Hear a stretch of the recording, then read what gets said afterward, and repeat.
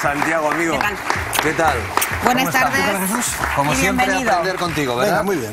Vamos a hablar hoy de la importancia de la educación sexual en los colegios, Santiago. Muy Algo que interesante. tenéis experiencia y bastante, ¿verdad? Sí, yo creo que en Aragón, bueno, puede destacar un poco en un notable alto. Es decir, yo creo que somos la comunidad que incluso exporta programas educativos sobre educación sexual.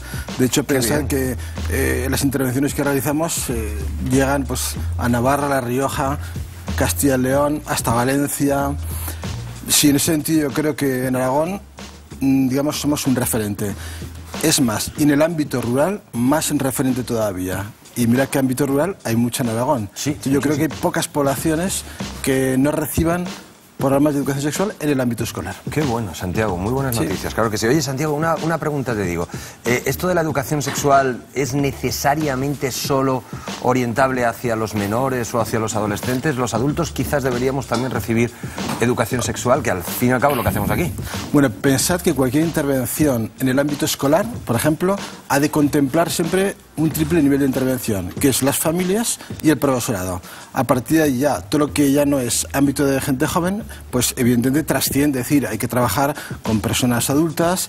Hicimos en Aragón un programa muy bueno sobre educación sexual para mayores de 65 años, Qué bien. Sí. para personas y familias de personas con discapacidad, personas embarazadas, y luego ya los cursos de posgrado para aquellos universitarios que quieran dedicarse de modo específico a la sexología. Es decir, que no, digamos que no se circunscribe al ámbito de la gente joven, sino que trasciende y hace todo el recorrido educativo desde pequeños hasta cualquier tipo de profesional.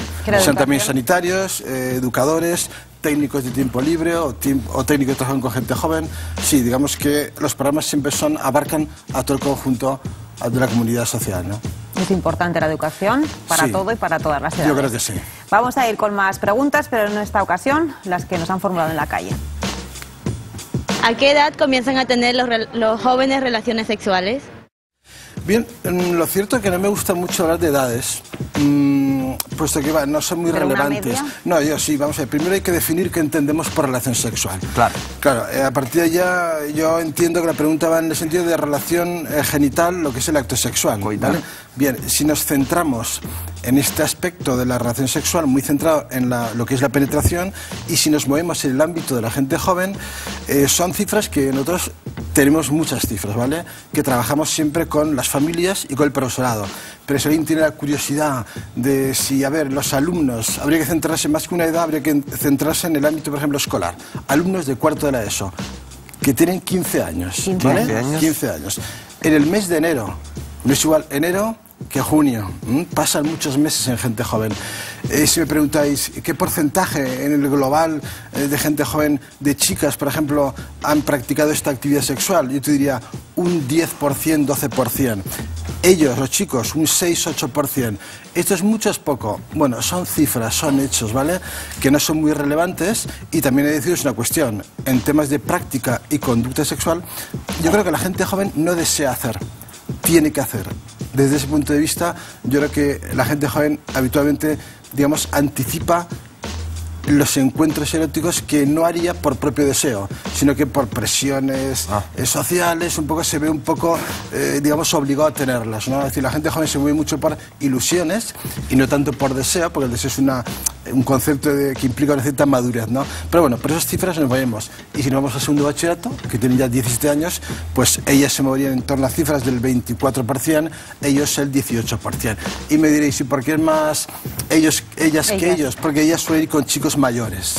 Entonces eso hace un poco que las relaciones se anticipan. Bueno, la edad igual no es tan relevante como decía Santiago, yo creo que no se puede... pero claro, y tienen que estar preparados y con una buena educación, sobre todo para dejar tranquilos también a los padres, ¿no? Siempre hay que pensar que cuando se trabaja en el ámbito escolar, las familias tienen que saber qué se va a hacer en las aulas con sus hijos, cómo se va a hacer y quién lo va a hacer. Eso es básico, y desde luego hay que adecuar el formato educativo a las edades, a la madurez de los alumnos, en fin, digamos que hay que contemplar una serie de variables, de alguna manera siempre personalizando lo que es la educación sexual. Muy bien, Santiago, vamos a seguir escuchando más dudas de los aragoneses. ¿La educación sexual debería ser una asignatura obligatoria en los colegios? Bueno, a mí el término obligación, francamente, no me gusta. Es decir, ¿por qué? Porque siempre hacemos educación sexual, siempre. En el ámbito familiar, en el ámbito social, siempre se hace lo que queramos o no. No se puede no hacer, sino que nuestras actitudes, maneras de valorar las cosas, nuestras maneras de interrelacionarnos, digamos, con la pareja o con los alumnos, todo eso es educación sexual. A partir de allí, yo creo que entrar en términos de obligatoriedad no creo que sea interesante, es un debate, yo creo que es estéril, pero sí que habría que hacer intervenciones educativas que complementen la labor del profesorado y de las familias, en un ámbito en el cual a veces les es difícil un poco manejar ciertos temas. A partir de ahí sería un complementar una labor que ya de hecho se está haciendo y que, pero vamos, que no pasa por tanto de marcar términos de obligatoriedad. Yo creo que eso es un debate que siempre creará, digamos, resistencia. Yo creo que tiene que ser una demanda que las familias, el profesorado, el centro de enseñanza, digamos, el ámbito social demande, ¿no? Y a partir de allá se interviene. ¿Y a partir de qué edad en los colegios se debería empezar a hablar de bueno, de te he comentado que debería te ser... digo en el colegio porque como con los padres me dijiste que es algo natural y que va surgiendo... Sí, pero debería ser... vamos a ver, siempre que se actúe en el ámbito escolar, hay que actuar con familias, alumnos y profesorado, ¿vale? Esa es una labor siempre que hay que hacer siempre en ese triple nivel. A partir de allí, una intervención en el aula muy directa, vamos a ver, yo creo que a partir de quinto y sexto de primaria, 11 años, se puede hacer una complementación directa. El profesorado tiene que tener una formación para que en esas edades pequeñas sepa resolver incidentes, cuestiones que inevitablemente van a acontecer en las aulas. Y las familias, por supuesto, bueno, pues que un chavalín, por ejemplo, de 7 a 8 se masturba en clase, por ejemplo, ¿no? Es un hecho que ocurre y que a veces el profesorado no sabe cómo, digamos, encauzar, cómo canalizar. Hay que darle pistas. Evidentemente hay que trabajar con las familias también. Sí. ¿Por qué? Porque a ellos se les puede dar claves de cómo manejarse con sus hijos e hijas en estos temas. Pasa que, Santiago, yo siempre, no sé, cuando salen estos temas me gusta ser lo más realista posible. Y tengo la sensación de que las familias, la mayoría de las veces, van primero un poquito por detrás de lo que es la realidad de los propios alumnos. Y que los padres, en la mayoría de las veces, tienen muy claro cuál es su función educativa, pero les cuesta mucho hablar de determinados temas con sus hijos. Bueno, o no saben cómo. O no sabes cómo, o te da mucha vergüenza. No es fácil. No sé cómo hacerlo. Bueno, no es fácil porque tampoco los hijos e hijas lo ponen fácil. Claro. Es decir, me refiero que, por ejemplo, 11, 12 años, a los 12, 13 años se establece la ley del silencio. Claro. Es decir, la lógica del silencio. Cambios corporales hacen que los alumnos, los jóvenes, quieran vivir aspectos con privacidad y de alguna manera la mecánica social les dice... A los padres no, ¿vale? Y a partir de los padres, por mucho interés que tengan, ya los hijos, digamos, les marcan una cierta distancias. Bien, yo creo que los hijos e hijas pueden callar, ¿vale? Cuando son jóvenes, pero los padres no han de callar, ¿eh? Es decir, han de hablar. Eso significa no interrogar, pero sí valorar. Es decir, que me parece bien, que me parece mal, es una labor de padres. Y los padres pesan mucho más que lo que aparentan. Es decir, que siempre, si un hijo ha oído que su padre o su madre le parece bien esto, mal esto, cuando vaya con los amigos y amigas, siempre les tendrá en cuenta. Solamente les puede tener en cuenta si han oído cosas en cuanto a la opinión de sus padres. Claro, si los padres no han intervenido o no han opinado, pues evidentemente no tendrán criterios para decidir, ¿no? Yo creo que los padres tienen buena voluntad, los padres siempre hacen bien y siempre hacen educación sexual, porque es su manera de estar con ellos, en pareja, cómo se respetan con la pareja, cómo los tratan, cómo opinan, todo eso es educación sexual. Por eso creo que no hay que complicarse. Es decir, la educación sexual familiar es fundamentalmente no verbal. Los que, voy a hablar un poco del entorno, los que tenemos amigos, tenemos hijos, y pues bueno, por ejemplo, ¿no? Un caso de con 6 añitos, que te dicen, mira, ya sé que el bebé está en la tripa, mamá, pero ¿cómo entra? Y ese es un comentario que lo hemos hecho en una cena con amigos y es como... Claro. En las charlas de padres siempre hay madres que me dicen, Santiago, y tengo un hijo de 7 años y me dice, mamá, ¿cómo se hacen los hijos? Digo, pero usted lo sabe cómo se hacen. Y dice, pues cuénteselo, porque los críos siempre lo ponen fácil. ¿Qué es el problema? Que el pene entra en la vagina, ese es el problema.